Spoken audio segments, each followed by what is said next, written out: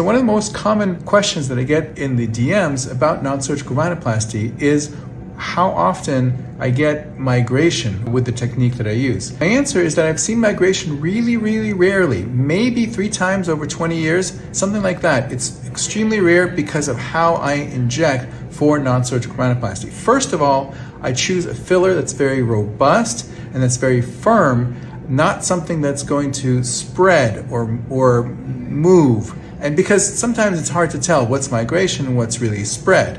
And so the filler has to be firm, it can't be soft, it can't spread. And the second reason is that I backload into those really teeny tiny syringes with those teeny tiny needles, and I do very small injections with very, very small amounts. I'd rather do little bit than put one large injection into one place. I think that really decreases my chances of any kind of migration happening. So I hope that helps.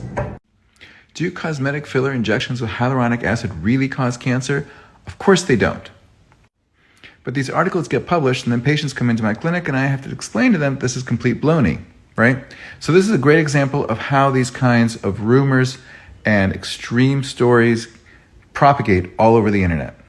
I'm talking about this now because I just went to Vegas Cosmetic Surgery Conference and this came up as one of the conversations on stage in terms of what do we do about all these myths that are all over the place on social media? This started when a plastic surgeon from New York presented data that under eye filler can obstruct a little bit of the lymphatic flow in that area after injection. Now, this is not a new observation. We know this, and we know it causes no clinical impact. And as a matter of fact, if there's a little bit of swelling afterwards, you can always put a little bit of enzyme in there and dissolve the filler, and everything goes away and it's all fine. Now, the issue is that then he speculated that this little bit of blockage will cause health problems. Is there any evidence of that? None. And so this journalist then went on to say, oh, well, if it causes health problems, it must cause cancer because lymph nodes have something to do with cancer. Ridiculous. Anyways, I don't see this paper in PubMed. I don't think it ever got published because the evidence is weak. But, however, of course, the rumor gets started and goes on and on. And so we have to talk about it. Thanks. There was an article that was just posted in Allure that I thought was really quite good. It talked about how some injectables can make a future facelift more difficult, technically more complicated, and more risk for complications as well as poor results.